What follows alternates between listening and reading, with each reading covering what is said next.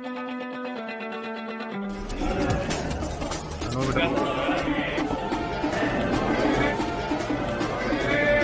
दोस्तों, मैं हूं कुलदीप मान। आप देख रहे हैं मेरा YouTube चैनल कुलदीप मान ब्लॉग्स में। दोस्तों आज हम नरेला वीरेंद्र कोच साहब के अखाड़े में। दोस्तों मैंने सुना है यहाँ पे नेशनल से लेके इंटरनेशनल लेवल के रेसलर्स यहाँ पे प्रैक्टिस करने आते हैं और पसीना बहाने आते हैं। दोस्तों अंदर चलते हैं और देखते हैं। और दोस्तों मैंने सुना यहाँ पे दीपक पुनिया जो ओलंपियन है और अर्जुन अवार्डी है वो भी यहाँ पे प्रैक्टिस करता है। अंदर चलते हैं और करते हैं सबसे मुलाकात।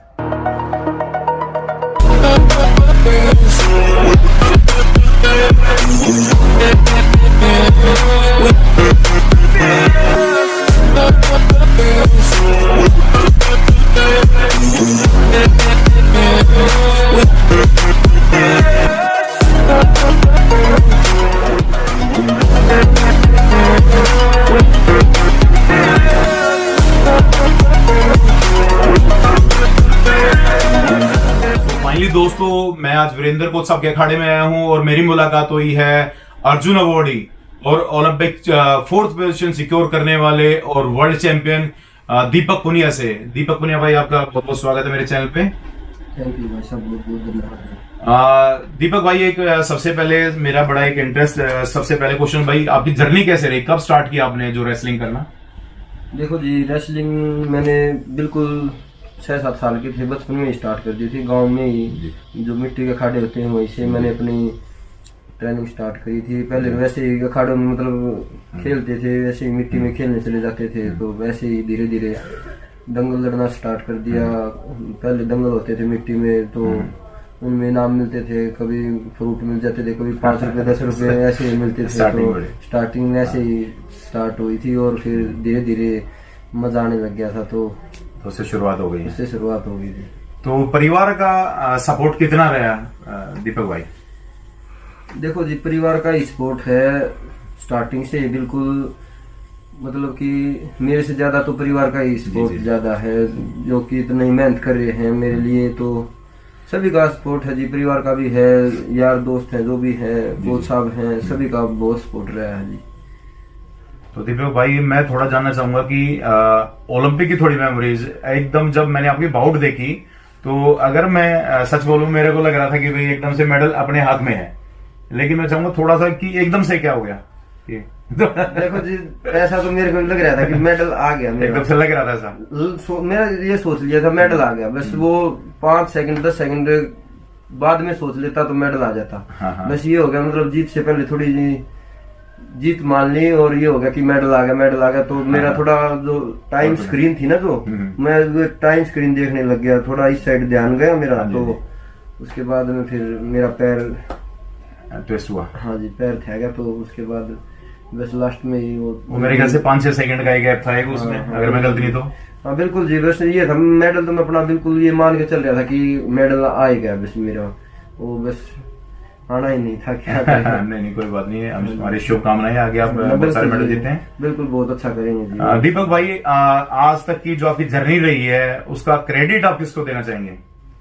देखो जी, क्रेडिट है हमारे कोच साहब हैं, वीरेंद्र कोच साहब हैं, और हमारा पूरी टीम है। पूरी टीम को हमारा क्रेडिट जाता है। फिजियो है, कोच साहब हैं, परिवार है, माता पिता हैं, फ्रेंड है मेरे, वो भी मतलब सभी को मैं, हमारी जो पूरी टीम है, मैं अपनी पूरी टीम को क्रेडिट देता हूँ जी।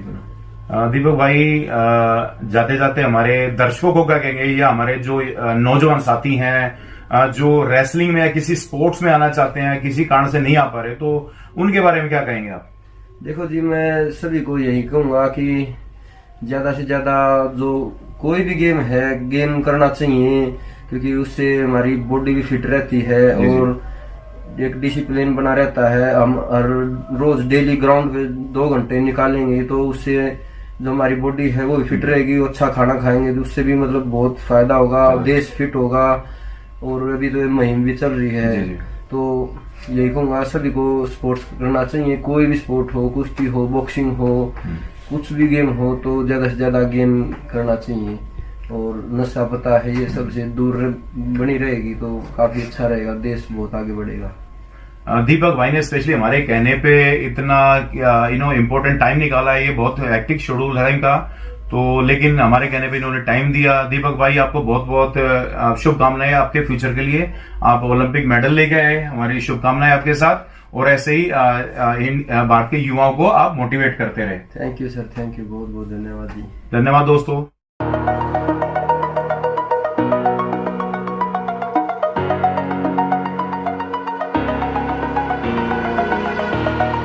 Over the edge, feel like I'm floating through the air.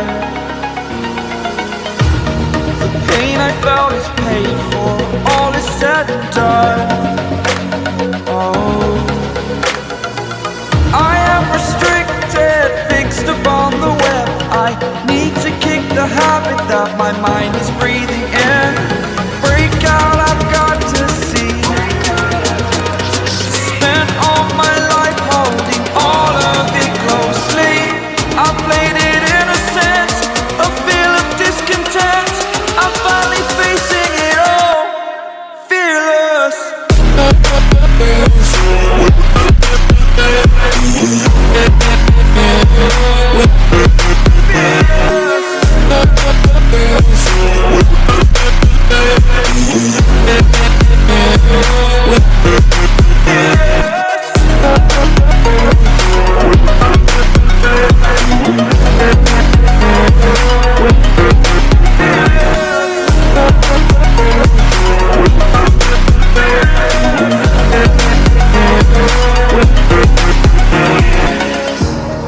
Burning the bridge that keeps us. I'm here and I'm feeling fearless. Exaggerated, that's what you assume. The story's over now, I must conclude. I am conflicted, watching where I step still, hanging in the balance. Not the life I want to live, I want to take it all. Standing tall, fear outweighed the person you are. Oh, break out, I've got to see. Spent all my life holding all of it closely. I played it innocent, a feel of discontent. I'm finally facing it all, fearless.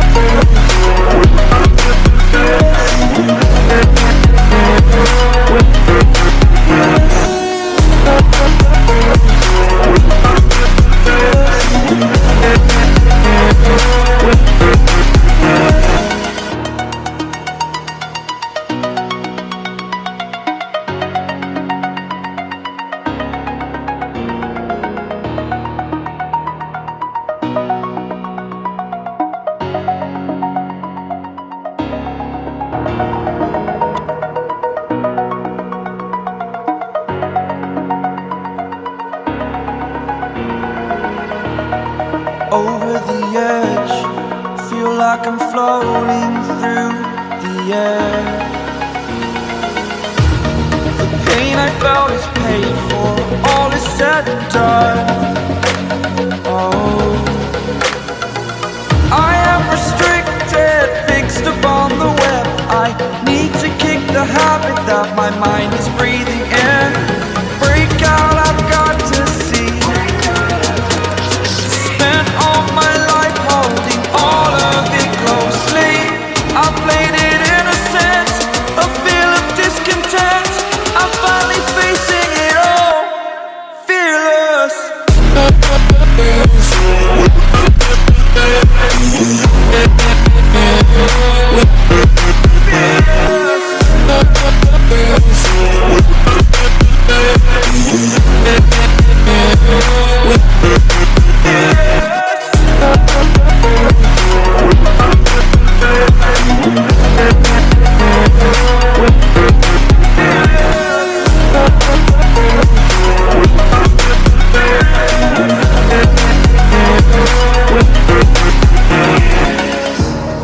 Burning the bridge that keeps us. I'm here exaggerated, that's what you assume. The story's over now, I must conclude. I am conflicted, watching where I step still, hanging in the balance. Not the life I want to live, I want to take it all, standing tall. Fear I weighed the person you are. Oh, break out, I've got to see. Spent all my life holding all of it closely. I played it innocent, a feel of discontent. I'm finally facing it all, fearless.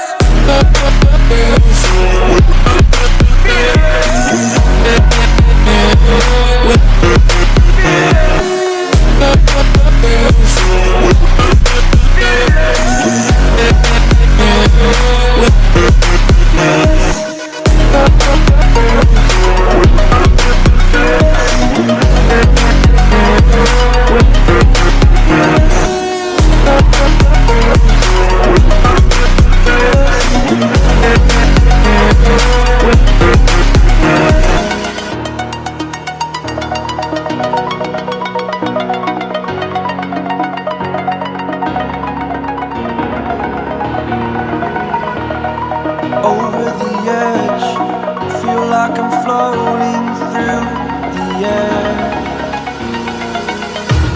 The pain I felt is paid for, all is said and done. Oh, I am restricted, fixed upon the web. I need to kick the habit that my mind is breathing in. Break out, I've got to see. Spent all my life holding all of it closely. I played it innocent, a feel of discontent. I'm finally facing it all, fearless.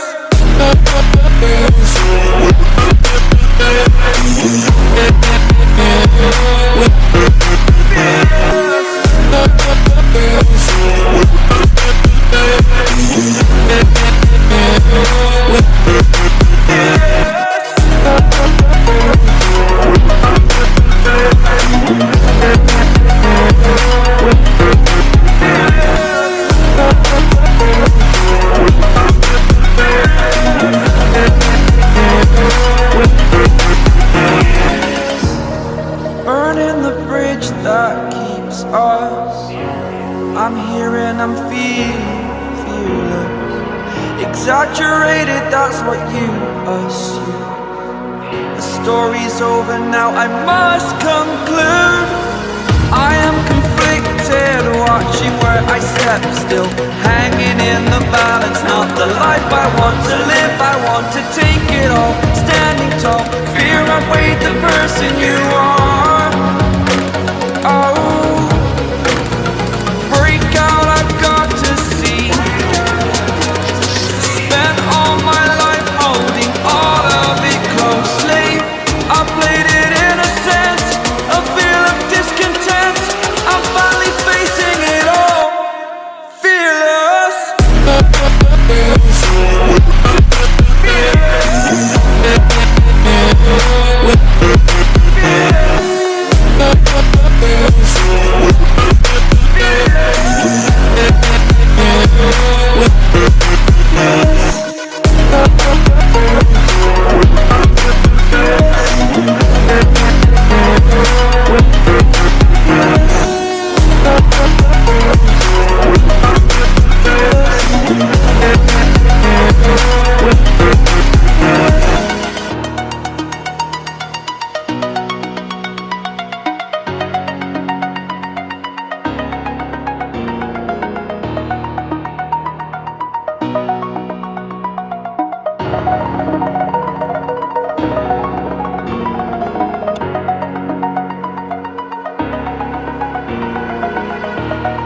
Over the edge, feel like I'm floating through the air. The pain I felt is paid for, all is said and done. Oh, I am restricted, fixed upon the web. I need to kick the habit that my mind mind is breathing in. Break out, I've got to see. Spent all my life holding all of it closely. I played it innocent, a feel of discontent. I'm finally facing it all, fearless.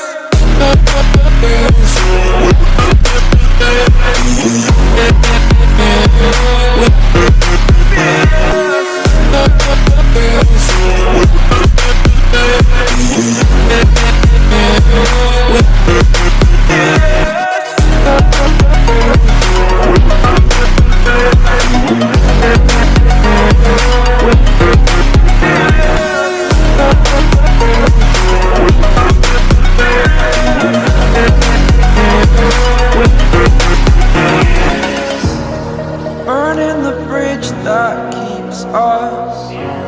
I'm here and I'm feeling exaggerated, that's what you assume. The story's over now, I must conclude. I am conflicted, watching where I step still, hanging in the balance. Not the life I want to live, I want to take it all. Standing tall, fear outweighed the person you are. Oh, break out, I've got to see. Spent all my life holding all of it closely.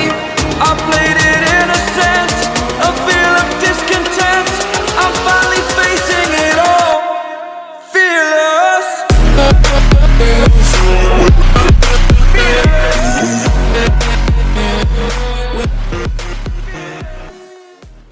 तो मेरे साथ है Virendra coach साहब, जो किसी introduction के मोहताज नहीं है। आज अगर स्पोर्ट्स जगत की बात करें, तो स्पेशली रेसलिंग की बात करें, तो शायद कोई अछूता जो इनको ना जानता हो।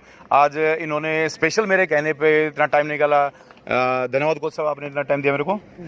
कोच साहब, मैं सबसे पहले जानना चाहता हूँ कि कोच साहब कितना डिफिकल्ट है कि कोचिंग करना, स्पेशली रेसलिंग में। डिफ़िकल्ट तो कोई चीज़ नहीं होती किसी के लिए। डिफ़िकल्ट तो वो होता है जो दिल से काम ना करना चाहता हो। मैंने भी पहलवानी की है, तो मेरा काम ही है, जो मुझे आता है तो मैं वही चीज़ सिखा सकता हूँ। जी सर। तो मैं भी जिस लेवल का पहलवान बनना चाहता था वो नहीं बन पाया, मैं किसी वजह से, इंजरी की वजह से। जी सर। तो मैं अब सोचता हूँ कि मैं जो ना कर पाया तो मैं अपने बच्चों से कराऊँ।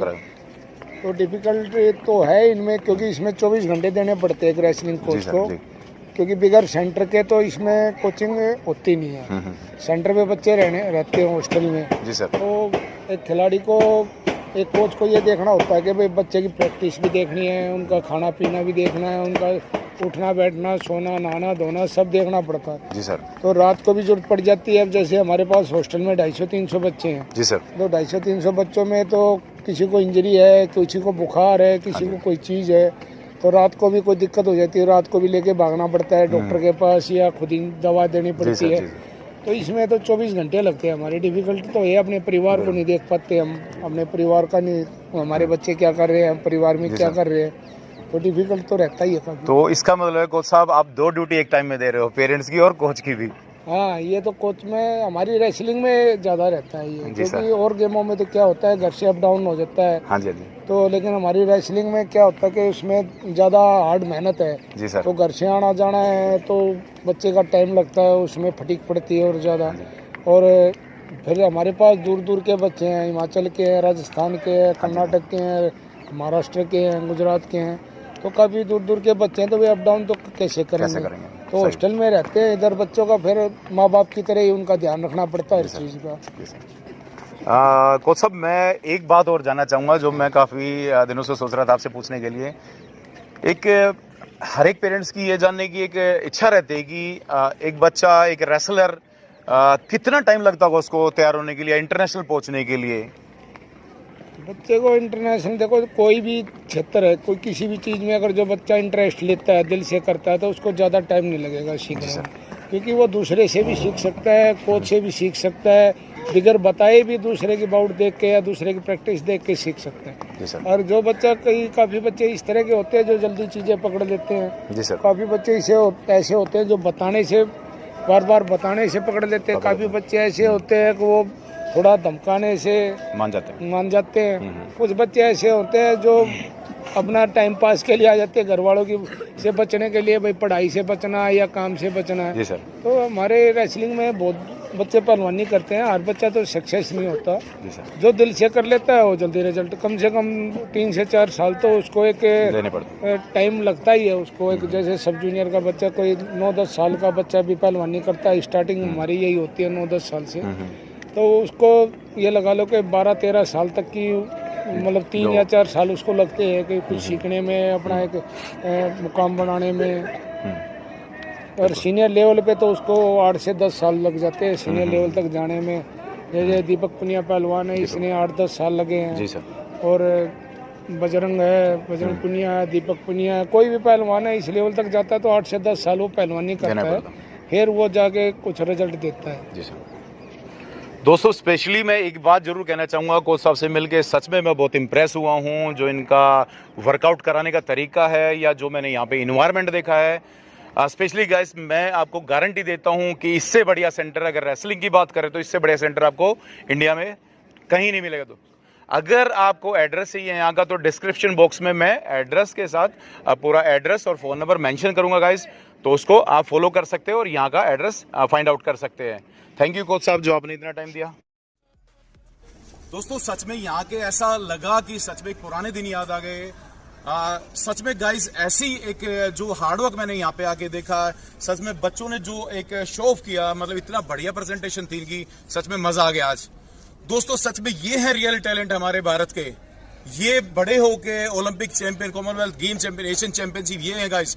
ये सच में अगर मैं रेसलिंग की बात करूं तो ये जो गेम है ये सच में मिट्टी का गेम है, और स्पेशली हरियाणा और नॉर्थ इंडिया की स्पेशली बेल्ट इसमें बहुत डोमिनेटिंग करती है गाइस। तो सच में यहाँ के बहुत अच्छा लगा मेरे को, इतने अच्छे शो ऑफ करने को भी इतने बच्चे बढ़िया देखने को मिले मेरे को। यहाँ पे सच में एक रियल टैलेंट को ओरिजिन होता है यहाँ पे, रियल टैलेंट बनाया जाता है यहाँ पे। और रेसलिंग गाइस बच्चों का खेल नहीं है, ये है मेहनत का, और पसीना निकालना पड़ता है गाइस सुबह से लेकर रात तक, और बहुत डाइट प्लान फॉलो करना पड़ता है। सच में यहाँ पे आके एक रियल मैंने फील किया है, और एक इतना बढ़िया से एक इतना एक्सट्रीम एक्सपीरियंस रहा मेरे लिए गाइस। तो अगर वीडियो आपकी अच्छी लगी है तो लाइक करें, शेयर करें और सब्सक्राइब करें मेरे चैनल को। Thank you guys and thanks for your time.